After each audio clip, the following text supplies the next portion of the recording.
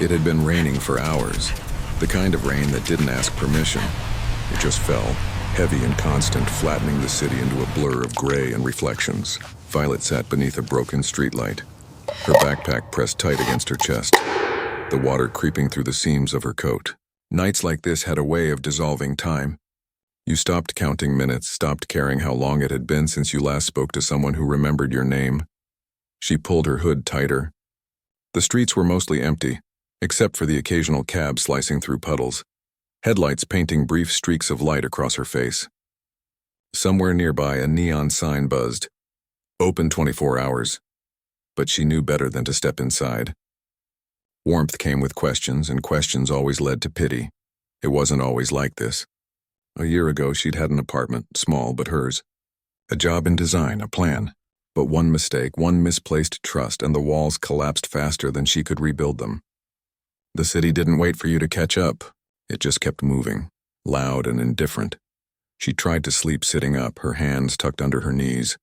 The rhythm of the rain almost helped until she heard it. A soft, uneven sound. At first, she thought it was a tire rolling over water, but then it came again. A whimper. Short, fragile, human, but not quite. Violet turned her head, scanning the shadows between the parked cars. The sound came again, weaker this time. Instinct moved her before thought did. She grabbed her backpack and stepped into the rain. The cold hit her like a slap, but curiosity, or maybe memory, pulled her forward. By the alley, behind an overturned trash bin, she found it. A small dog, soaked and trembling, its leash tangled around a rusted handle. Its eyes darted up at her wide with fear and confusion. She hesitated. She'd barely managed to take care of herself. What was she supposed to do with something else that needed saving? Still, she crouched down, her knees sinking into the wet pavement. "Hey," she whispered, her voice barely a breath. "It's okay," the dog whimpered again. She reached for the leash slowly, careful not to startle it. When the knot loosened, the dog inched closer, pressing its head against her knee like it had decided to trust her. For a long moment, she just sat there, her hand resting gently on its back. The rain softened around them, turning from a downpour to a drizzle. In the quiet, she felt something stir, and not joy, not yet, but something she hadn't felt in months. Relevance. She tore a piece of fabric from the inside of her coat and wrapped it around the dog, then looked around for any sign of where it had come from. No tags, no collar, just mud and fear. She sighed. "Guess it's just you and me tonight," she said quietly. The words felt strange in her mouth, like trying to remember a language she once spoke fluently. They walked until the rain eased into mist. Violet stopped near an awning outside an old convenience store and sat on the steps. The dog curled beside her, still shivering, but calmer now. She broke half of her sandwich, her last one, and set it down beside her. The dog sniffed it cautiously before eating. She smiled without meaning to. For the first time in weeks, the night didn't feel entirely hostile. The rain still fell, but its rhythm had softened, more like a lullaby than a warning. She leaned back against the wall, eyes half closed, listening to the city exhale. Headlights flashed suddenly, bright, clean, cutting through the dimness. A car slowed, stopped at the corner. Violet tensed. She'd learned to disappear when attention arrived. It never brought good news. But this time the driver's door opened quickly and a man stepped out. His clothes were soaked instantly, but he didn't seem to care. He called out, voice sharp with worry. "Lori!" The dog's head shot up. It barked once. A sound of recognition so pure that Violet's stomach twisted. The man froze, relief flooding his face. He took a step forward, then stopped when he saw her. The moment hung awkwardly between them. A businessman in the rain, a homeless woman clutching his dog. I'm sorry," he said, breathless. She ran off when the car door opened. "I've been looking for her for hours." Violet nodded, saying nothing. She untied the makeshift cloth from around the dog and stood, the cold biting her fingers. "She's fine," she said quietly. "Just scared." He reached into his pocket like he might offer money, but her look stopped him. There was a weight in her eyes that told him this wasn't a transaction. It was something smaller, simpler, human. He hesitated, then said, "Thank you." His voice softened on the last word like he wasn't used to saying it. She just nodded again and turned to leave. Behind her, he called out, "Wait, at least tell me your name." She paused but didn't turn. "Violet." He repeated it under his breath like he wanted to remember. "I'm Jonathan." The rain started again, lighter this time. She pulled up her hood and walked away, her shoes splashing through shallow puddles. Behind her, the man stood still, the dog beside him, both watching until she disappeared around the corner. That night, as she found a new spot to sleep, she couldn't shake the image of his face. Relief. Gratitude, something else she couldn't name. She wasn't sure why it mattered. Maybe because for a brief moment, someone had looked at her without pity. And somewhere deep inside, beneath the layers of exhaustion and silence, that small recognition began to thaw something she thought was gone forever. The rain hadn't stopped. It softened for a while, then came back harder, like the sky couldn't make up its mind. Violet walked along the edge of the street, her shoes squelching with every step. She hadn't slept much. Every time she closed her eyes, she saw that man's face. The gratitude, the disbelief, and something else she couldn't name.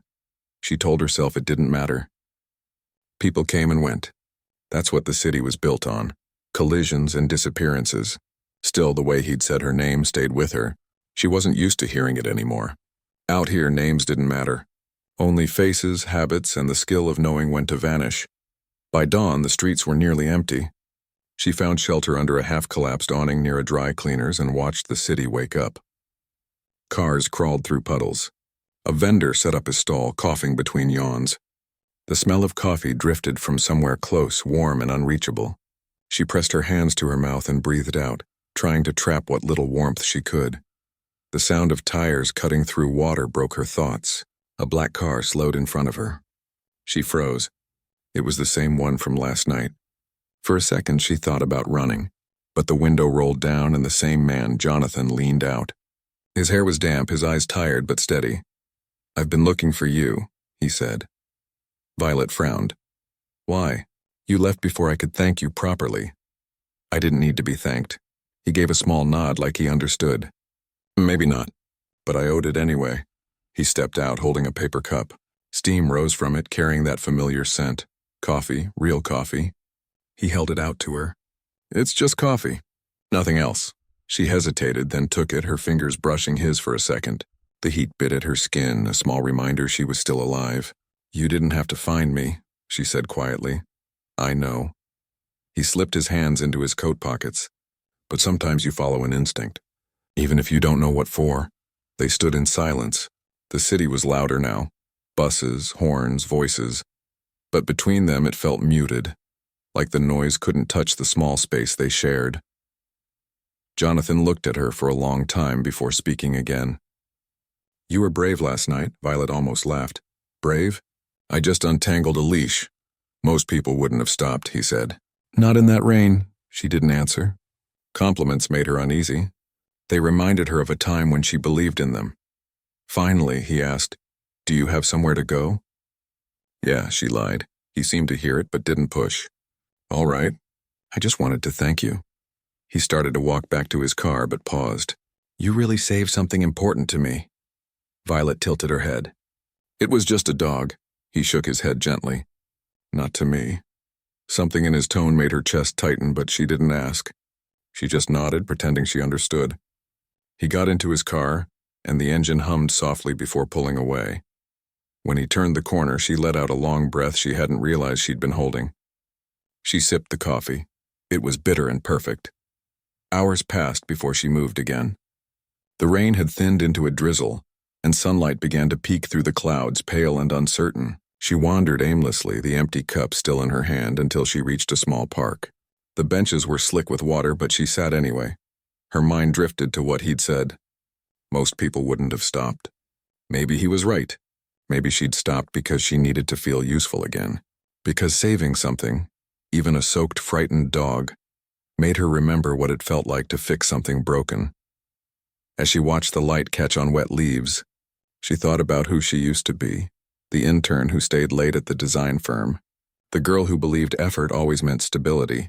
It felt like a different life. The sound of laughter pulled her back. A little girl in a yellow coat ran past, splashing water on the sidewalk. Her mother followed, smiling despite the rain. For a moment, Violet forgot the heaviness. She smiled too, then caught herself and looked away. When she finally stood to leave, she noticed something tucked in her coat pocket. She frowned, reached in and pulled out a folded piece of paper. She didn't remember putting it there. Maybe he had when he handed her the coffee. It was dry, protected carefully from the rain. Inside was a short note, written in neat, deliberate handwriting. If you ever need work, come by this address. Ask for me. Underneath was a business card, Jonathan Hale, CEO, Hale Design Group. Her throat tightened. The paper trembled slightly in her hand. She wanted to be angry. At his charity, at his intrusion, at the way he'd made her feel seen when she was trying to disappear. But beneath the anger was something quieter, a spark. She folded the note carefully and tucked it back into her pocket. She didn't know if she'd ever use it. Maybe she wouldn't. But it was the first time in a long while that her mind had somewhere to go, an image of a door she might someday knock on. If the world didn't close in first that night, as she lay under the same awning, the rain returned, softer this time, almost kind. And for the first time in months, Violet didn't dream about loss. She dreamed about light breaking through gray, about a voice that sounded calm and certain, saying her name like it mattered. And in that quiet between raindrops, she let herself believe, just a little, that maybe it still did. Morning came slow, gray, and damp. The rain had finally stopped, leaving behind a city that looked half-washed, half-tired. Violet sat near the edge of the sidewalk, staring at the reflection of passing cars in a puddle. She hadn't slept much. Her mind kept circling back to the note in her pocket. Jonathan's card, folded so many times it had softened at the corners. She told herself she wouldn't use it. She didn't want to be a charity case. She'd survived long enough without anyone's help, and she didn't want to owe anyone anything. But survival had become a kind of slow erasure. Every morning she woke up feeling a little less visible. She was packing her things, the half-torn blanket, the notebook, the piece of bread she'd saved, when it happened. A sound that didn't belong to the city's rhythm. 3 short knocks, firm, then a pause, then one more. Her heart stumbled. No one ever knocked. Violet froze, eyes on the metal door of the storage unit she'd been calling home. For a moment she thought she imagined it. Then another knock, softer this time. She stood slowly, pulled the door open halfway, ready to run if she had to. It was him. Jonathan. He stood there holding 2 paper cups of coffee, his coat damp from the morning fog. There was no car behind him, no driver, just him, out of place among rusted shutters and cracked pavement. "I didn't know if you'd be here," he said quietly. Violet's first instinct was to shut the door, but something in his expression stopped her. He looked unsure, like a man who'd practiced what to say and still couldn't find the right words. "I brought coffee," he added, holding one out. She took it without replying. The warmth seeped into her palms, and with it an uncomfortable feeling she couldn't name. "You shouldn't be here," she said finally. "I probably shouldn't," he admitted, "but I wanted to talk." Just for a moment she studied him. His clothes looked expensive but worn, not the kind of man who'd come looking for a woman like her twice. "You already thanked me," she said. "I didn't come to thank you," he replied. "I came to apologize." "For what?" "For assuming that giving you a card was enough." Violet didn't answer. She sat down on the cold floor, her back against the wall, the cup steaming between her hands. He didn't ask if he could join her, but he sat anyway, careful not to touch the puddle near his shoes. For a while, neither spoke. The silence was strangely steady, like they both needed it. Finally, Jonathan said, "That night when you found Lori, it wasn't just about a lost dog." His voice softened. "That dog belonged to my daughter." Violet looked up, surprised.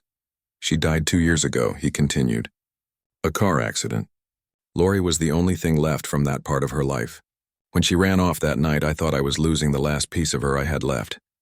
He rubbed his hands together, eyes distant. "When you brought her back, it felt like you brought a part of my daughter home too."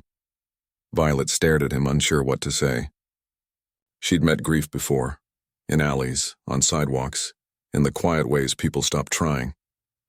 But this was different. His grief wore a suit, spoke gently, and yet it looked just as hollow. "I'm sorry," she said softly.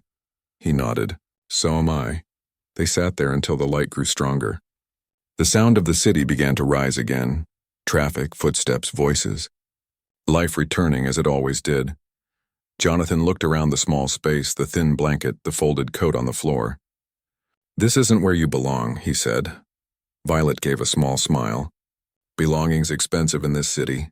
He smiled back faintly. "Maybe I could help. My company. We have a few community projects. I could—" "Don't." Her voice was calm but firm. "Please don't make this about helping." He stopped. She wasn't angry, but the weight of her words was clear. "I don't want to be someone you fix," she said. "I just want to be someone who exists, even if it's quietly." Jonathan looked at her, and something in his posture softened. He nodded once. "All right," he said.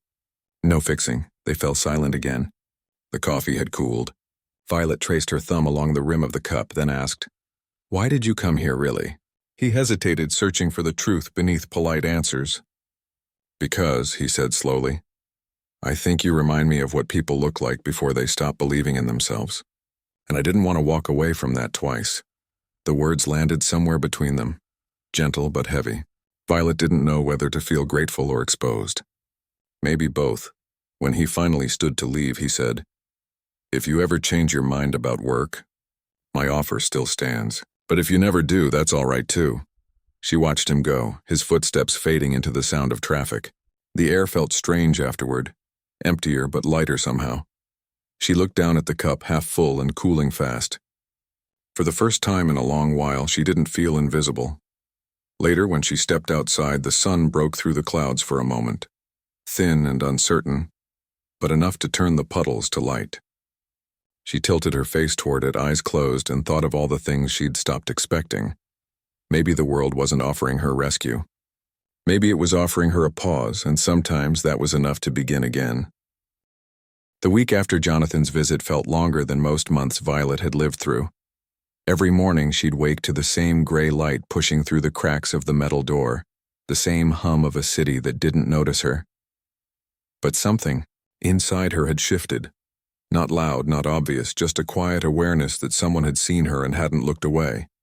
She didn't know what to do with that. For years, she'd built her life on staying unseen. It was safer that way. People couldn't disappoint you if they didn't know you existed. But now there was this man, this stranger who'd looked at her not with pity, but with a kind of searching empathy she couldn't quite trust. On the third morning, she found the envelope. It had been slipped under the door while she slept.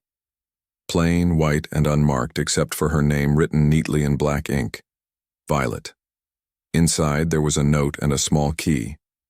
"If you ever want to start somewhere else, Apartment 3B, West Hill Building." No conditions, just a door that locks. No signature. But she didn't need one. Her first instinct was anger, the kind that comes when kindness feels too big to accept.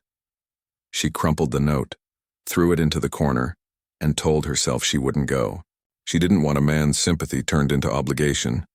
But that night, when the temperature dropped and the air inside her shelter turned sharp and metallic, she found herself holding the key again. By morning, she was standing outside the West Hill Building. It wasn't luxurious, a quiet, older apartment complex with chipped paint and a fading sign. But compared to what she'd known, it looked unreal. The lobby smelled faintly of old wood and detergent. She hesitated at the elevator, afraid someone might stop her. No one did. When she opened the door to 3B, the first thing she noticed was the silence. Not the kind that came from emptiness, but the kind that came from peace. A small studio, clean, modest, with sunlight pushing through thin curtains. There was a folded blanket on the bed, a note on the counter. "You don't owe me anything." She stood there for a long time, not moving. The space didn't feel like a gift. It felt like a dare. Could she believe in the possibility of still having a life? Violet set her backpack down and sat on the edge of the bed. The sheets were warm from the sunlight, and for the first time in years she allowed herself to cry, not from despair, but from the exhaustion of pretending she didn't care. Over the next few days, she stayed. Not because she trusted the gesture, but because she wanted to remember what it felt like to belong somewhere, even temporarily. She cleaned the kitchen, aired out the room, made coffee in the mornings. Each small act became a kind of quiet rebellion against everything she'd lost. Then one afternoon, she heard a knock. When she opened the door, Jonathan stood there again, this time dressed in a plain sweater, no driver, no suit. Just a man, slightly nervous. "I didn't mean to intrude," he said. "I just wanted to make sure you found the place." "I did," she replied. "You didn't have to." "I know." He looked around, taking in the small details she'd added, the folded blanket, the cup drying by the sink. "You made it look like a home," he said quietly. "It's just four walls," Violet replied. "Four walls can still mean something," he said. They stood there for a moment, unsure what to say next. Finally, he reached into his coat and handed her another envelope, this one printed with a company logo. "I want to offer you something," he said. "It's a part-time position at one of our community offices. No expectations. You'd help with scheduling, keeping records, managing supplies. It's honest work." Violet didn't touch the envelope. "Why me?" "Because I think you deserve the chance to be seen for something other than your circumstances." She shook her head. "You don't even know who I am." He nodded slowly. "Maybe not. But I know what it looks like when someone hasn't given up, even when everything around them says they should." His words unsettled her, not because they were flattering, but because they were true. After he left, she sat by the window for hours, the envelope unopened in her lap. Outside, the city moved on, relentless, indifferent. She thought of all the times she'd started to hope and been reminded that hope had a cost. But this time something felt different. Maybe it wasn't about trust, maybe it was about allowing herself to believe she still had choices. When evening came, she finally opened the envelope. It wasn't just an offer letter. There was a handwritten line beneath his signature. "Everyone deserves a second beginning." She read it twice, then folded it carefully and placed it beside the key on the counter. She didn't know what tomorrow would bring, disappointment, gratitude, or something in between. But as the light faded from the room, she realized she no longer wanted to disappear. Somewhere deep down, she'd already accepted the offer, not just the job, but the chance to live again. The office smelled faintly of new paint and coffee, that quiet corporate kind of air where everything looks polished, but you can feel the fatigue underneath. Violet hadn't been in a workplace for almost 4 years. The last time she'd worn an ID badge, she'd still had an apartment, a routine, and a version of herself that believed in stability. Now, standing at the reception desk of Jonathan's company's outreach branch, she felt like she was walking into a memory that didn't belong to her anymore. The manager, a soft-spoken woman named Erin, greeted her with a warm but professional smile. "We're glad you're here, Violet. Jonathan mentioned you'd be starting this week." Violet nodded, holding on to the strap of her worn bag. "Thank you. I'll do my best," Erin smiled again. "That's all we ask." Her workspace was small, a corner desk near a window overlooking a busy intersection. The computer hummed quietly, papers stacked neatly beside it. Nothing extraordinary, but to Violet it was more than a desk. It was evidence that she still existed in a world that had forgotten her. The first few days passed in silence. She answered emails, logged inventory sheets, made calls. The rhythm of it was comforting. Each task gave her something she hadn't felt in a long time, purpose without survival attached to it. Still, there was an unease that followed her. Every time someone asked where she'd worked before, she'd deflect. Just a few small places, she'd say, keeping it vague. She didn't want her past to be Charity's backdrop. Jonathan didn't visit often. When he did, it was never dramatic. He'd walk in, greet a few staff members, check a report, then leave. But each time he'd glance at her, not to supervise, but to make sure she was still there, still choosing to stay. One Friday afternoon, he stopped by her desk. "How's the work treating you?" She looked up from her screen. "It's steady." "I like steady." He smiled slightly. "That's good to hear." There was a pause. Neither of them were good at small talk. "Do you ever miss it?" he asked quietly. "The person you were before everything changed?" Violet leaned back in her chair. The question caught her off guard. "Sometimes," she said. "But mostly I just try to make peace with who I became instead." Jonathan nodded as if he understood something unspoken. "That's harder than most people think." When he walked away, she found herself watching him go, not with gratitude or dependence, but with something gentler. Respect maybe. Weeks turned into months. The paychecks started coming in regularly. She bought a few new clothes, replaced her shoes, even subscribed to a small internet plan. The world, piece by piece, was letting her back in. But there were moments that reminded her of how fragile it all was. A man sleeping under a bridge she used to call home. A woman in line at the shelter, shivering in a thin coat. Every time she saw them, guilt pressed against her ribs. Why her? Why the second chance? One evening, as she left the office, she saw Jonathan outside, talking to a group of volunteers. They were discussing an upcoming project to fund housing for displaced women. When their eyes met, he gave her a small nod, not of recognition, but of shared understanding.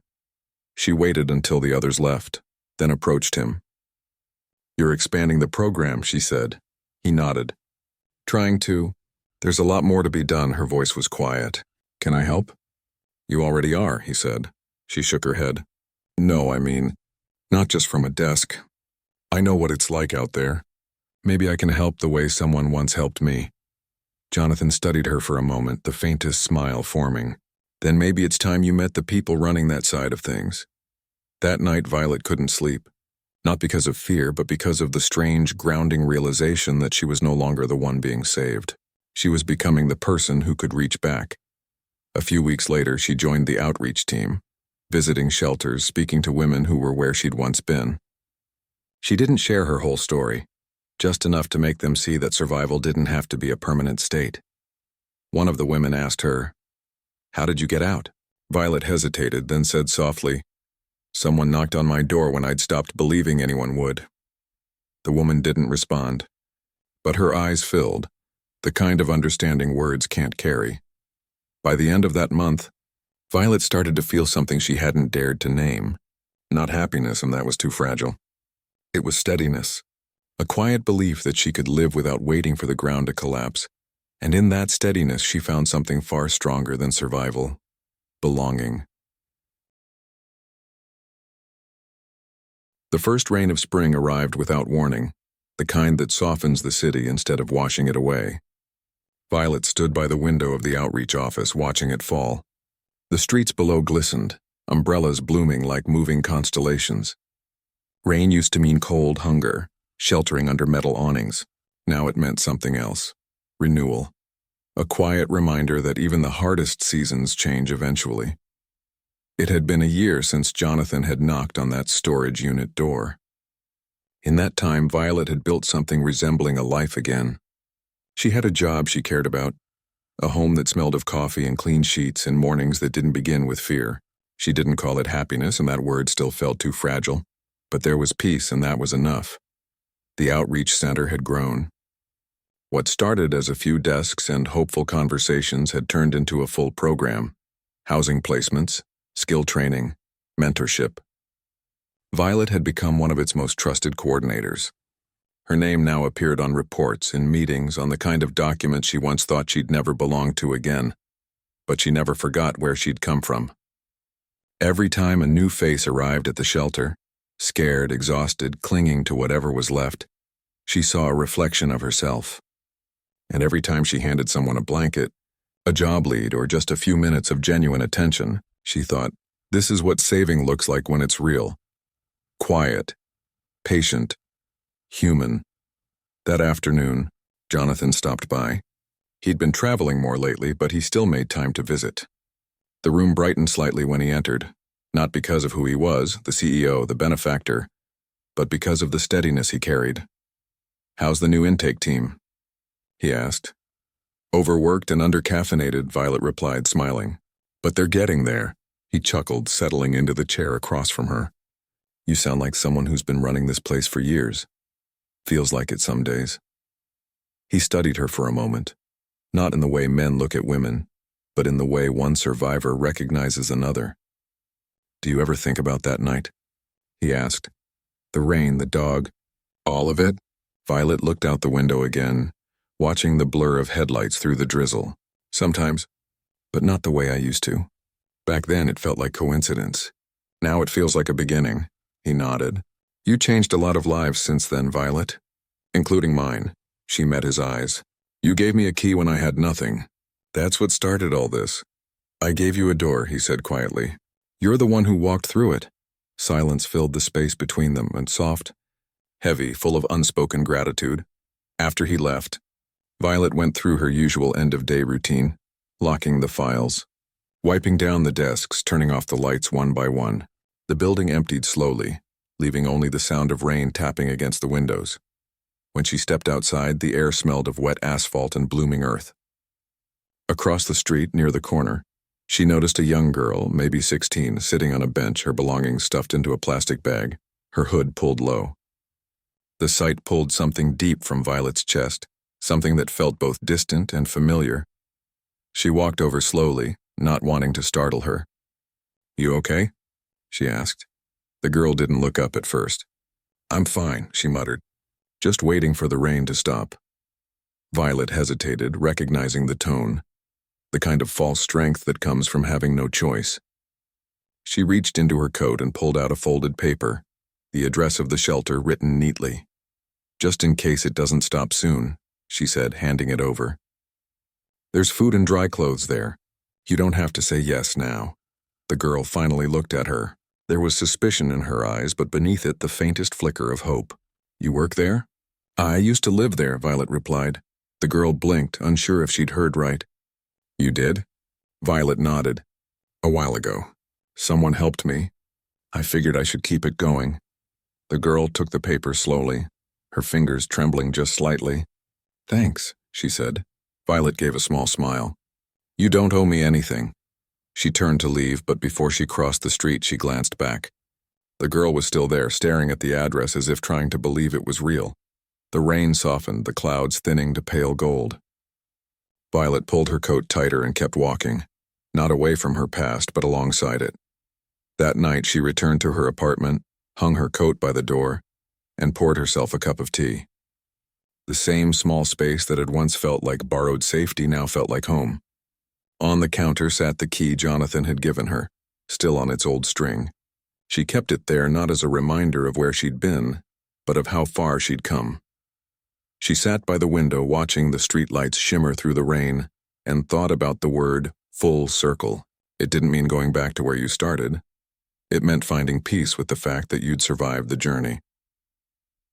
As the city settled into its quiet rhythm, Violet whispered almost to herself, "Thank you."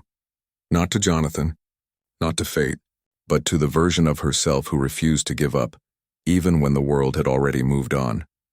Outside, the rain kept falling, gentle now, almost tender, as if the sky itself was learning how to let go.